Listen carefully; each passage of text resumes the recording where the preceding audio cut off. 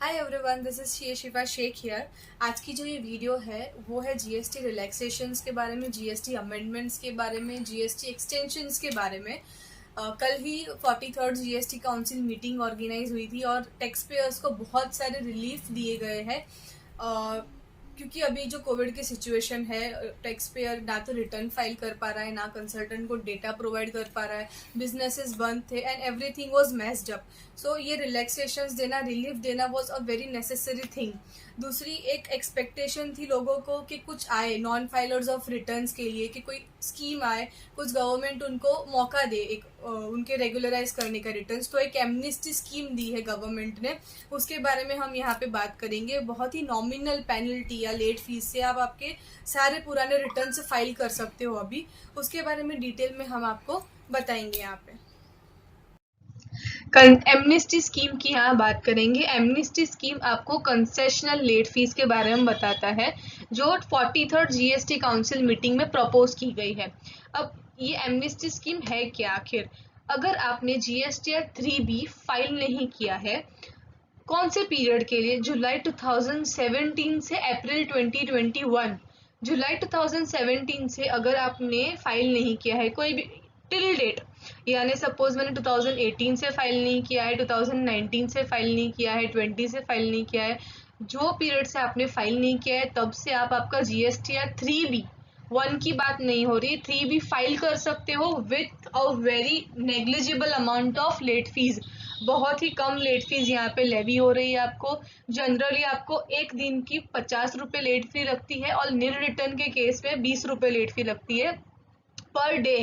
तो आप per day के हिसाब से गिनो तो अभी तक आपको बहुत सारी लेट फीस आपकी एक्यूमुलेट हो जाएगी। लेकिन इस पीरियड के लिए अगर आप एमनेस्टी स्कीम में जा रहे हो तो निल रिटर्न के लिए मैक्सिमम आपको 500 रुपीज ही लेट फीस पे करनी है। 250 CGST, 250 SGST पर रिटर्न सिर्फ 500 रुपीज, और अदर देन निल रिटर्न है तो मैक्सिमम 1000 रुपीज। इससे ज्यादा आपको पर रिटर्न लेट फी नहीं लगेगी। भले मेरा कितना भी पुराना रिटर्न बाकी है, लेकिन उसके लिए मैं सिर्फ 1000 रुपये ही भरूंगी लेट फीस और मेरा रिटर्न फाइल हो जाएगा, रेगुलराइज हो जाएगा, सारे मेरे 3Bs फाइल हो जाएंगे। और लेकिन ये एमनिस्टी स्कीम का मैं बेनिफिट कब ले सकूंगी? जब मैं 1 जून 2021 से 31 अगस्त 2021 के बीच रिटर्न्स फाइल कर दूंगी। ये 3 महीनों के अंदर मेरे को रिटर्न्स फाइल कर देने हैं, तो ये रिड्यूस्ड रेट्स मेरे को एप्लीकेबल होंगे लेट फीस के, वरना मेरे को नहीं होंगे। मेरे को जो ओरिजिनल लेट फीस है वही भरनी पड़ेगी। So this is a very good chance to regularise your returns and to be on the track. Plus एक और चीज है, यहाँ पे कंफ्यूजन है थोड़ा सा। यहाँ पे प्रेस रिलीज में इंटरेस्ट के बारे में कुछ नहीं कहा गया है कि जो इंटरेस्ट लायबिलिटी है, सपोज मेरा 3B में 1000 रुपीज या 5000 रुपीज पे करने की लायबिलिटी आ रही है, तो उसके ऊपर मुझे टिल डेट तक इंटरेस्ट पे करना रहेगा या नहीं करना रहेगा, उसकी यहाँ पे कोई क्लैरिफिकेशन नहीं दी गई है। शायद ये लोग क्लैरिफिकेशन देंगे बाद में। बात करेंगे हम लेट फीस की जीएसटीआर 3B के रिलेशन में, नॉट जीएसटीआर 1, ओनली 3B की बात हो रही है यहाँ पे। कुछ दिनों पहले नोटिफिकेशन 9/2021 आई थी, उसमें गवर्नमेंट ने ऑलरेडी रिलैक्सेशंस दिए थे, एक्सटेंशंस दिए थे, उसमें ही कुछ एडिशंस किए हैं, वो हम यहाँ पे देखेंगे। आपका अगर अग्रीगेट टर्नओवर है अप टू 5 करोड़ रुपीज पिछले साल का, प्रिसीडिंग फाइनेंशियल ईयर का, तो आपको मार्च, अप्रैल और मई के लिए यहाँ पे एडिशनल रिलैक्सेशन दिया है। मार्च मंथ का अगर आपका जीएसटीआर 3B बाकी है, आप 60 डेज में फाइल कर दो ओरिजिनल ड्यू डेट से। ये 60 डेज अभी खत्म नहीं हुए हैं, आप अभी फाइल कर दो तो आपको लेट फीस नहीं लगेगी। ओरिजिनल ड्यू डेट इसकी 22 या 24 अप्रैल थी, बेस्ड ऑन आप कौन से स्टेट में रजिस्टर्ड हो। सिमिलरली अप्रैल और मई में ओरिजिनल ड्यू डेट से अप्रैल के लिए 45 डेज दे दिए हैं कि 45 डेज में आप फाइल कर देंगे तो लेट फीस नहीं लगेगी, और मई में आप 30 डेज के अंदर फाइल कर दो ओरिजिनल ड्यू डेट से, तो आपको लेट फीस नहीं लगेगी। लेट फीस कितनी होती है? पर डे 50 रुपीज़ लेट फीस आपको लगती है अगर आप रिटर्न टाइम से फाइल नहीं करते हो। तो जब तक आप फाइल नहीं कर देंगे तब तक की आपको लगेगी। बट यहाँ पे जो ये रिलैक्सेशन है काफ़ी अच्छा है कि इतने दिन ये डेज अभी ख़त्म नहीं हुए हैं। सो अगर आपका इनमें से कोई भी पीरियड का रिटर्न बाकी है तो please file it as soon as possible to avail this benefit.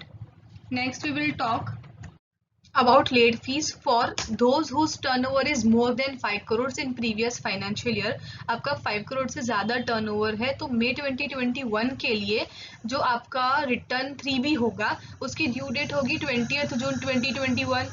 तो अगर कोई रीजन से आप 20 जून तक फाइल नहीं कर सकते हो तो 15 डेज के अंदर फाइल कर देना आफ्टर 20 जून, तो आपको कोई भी लेट फीस नहीं लगेगी।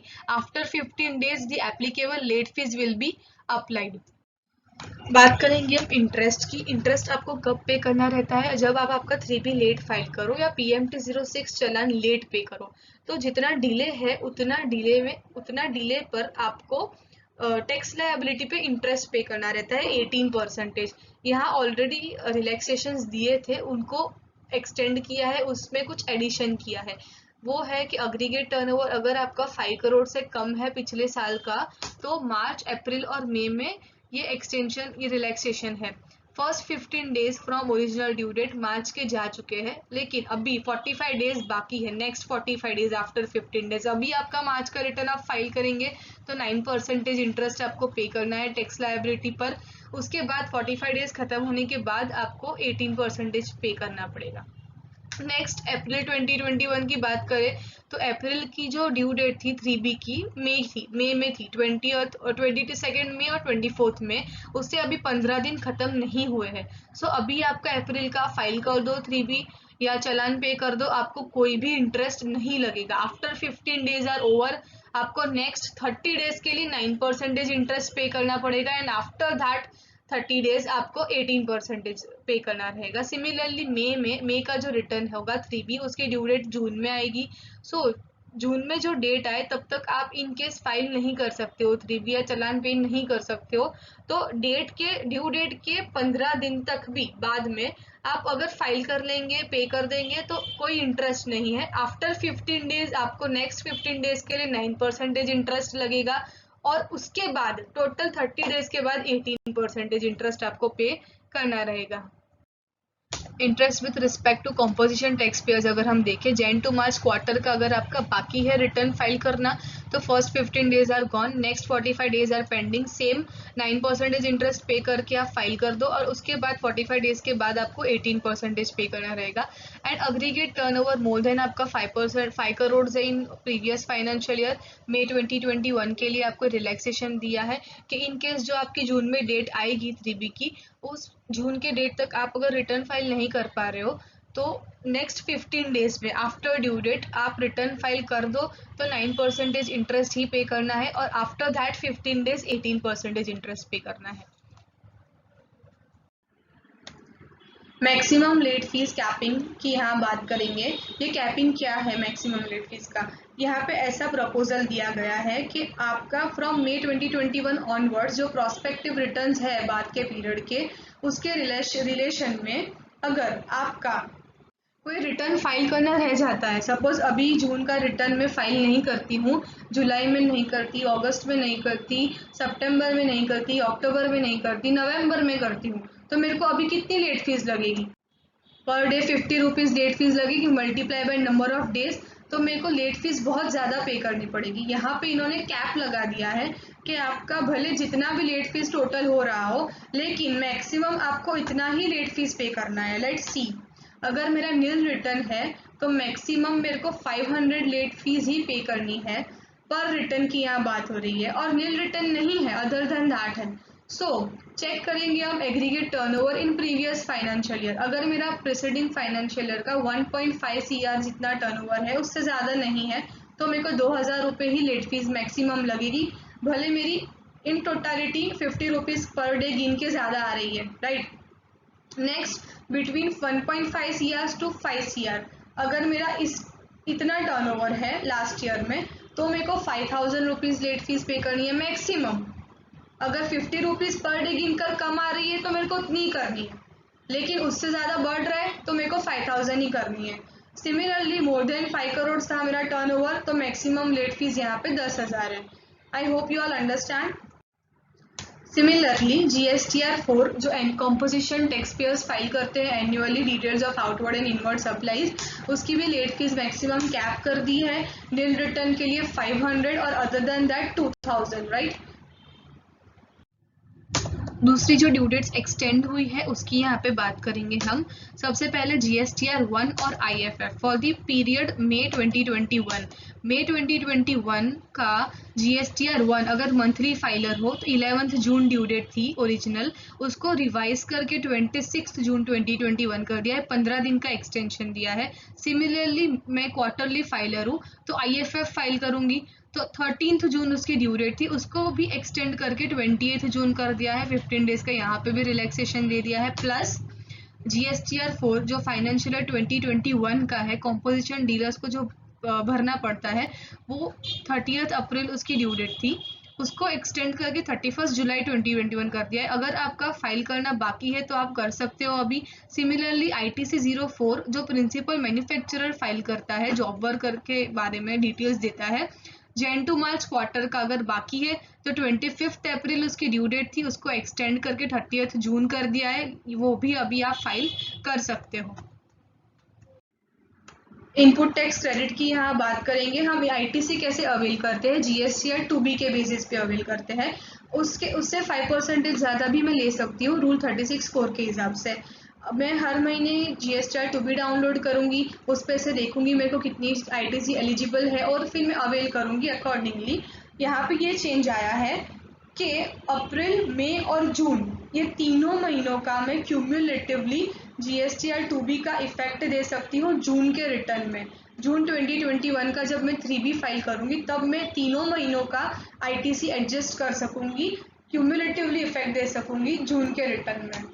और एक एडिशनल रिलैक्सेशन है कि कंपनी जो होती है प्राइवेट लिमिटेड या पब्लिक लिमिटेड या कोई भी कंपनी, उसका रिटर्न फाइल होता है only through DS digital signature, लेकिन 31 अगस्त तक वो EVC से भी हो जाएगा, जो OTP हम कहते हैं उससे भी वो रिटर्न फाइल हो जाएगा।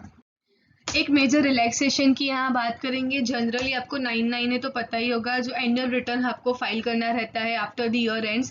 फाइनेंशियल ईयर 2021 का आपको एनुअल रिटर्न फाइल करना होगा। आपका टर्नओवर अगर 2 करोड़ से ज़्यादा है उस साल में तो मैंडेटरी है, अगर कम है तो आपको ऑप्शनल है। रिलीफ यहाँ पे 9C में दी है। 9C is the GST audit जो पहले आप करवाते थे CA के पास, अब वो रिकन्सिलिएशन स्टेटमेंट तो देना ही है, लेकिन ट्विस्ट CA सर्टिफाइड नहीं होगा, अब वो सेल्फ सर्टिफाइड होगा। टैक्स पेयर को खुद के सेल्फ सर्टिफिकेशन के बेसिस पे रिकन्सिलिएशन स्टेटमेंट सबमिट करना है डिपार्टमेंट को।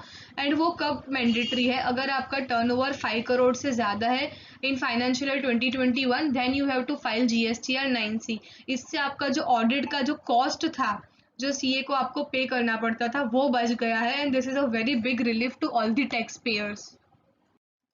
जनरल टाइम लिमिट्स की यहाँ बात कर लेंगे। कोई भी एक्शन का कंप्लीशन का या कंप्लायंस का आइदर अथॉरिटी के एंड से या किसी टैक्स पेयर के एंड से कंप्लीट करने का टाइम फॉल हो रहा है बिटवीन 15 अप्रैल टू 29 जून।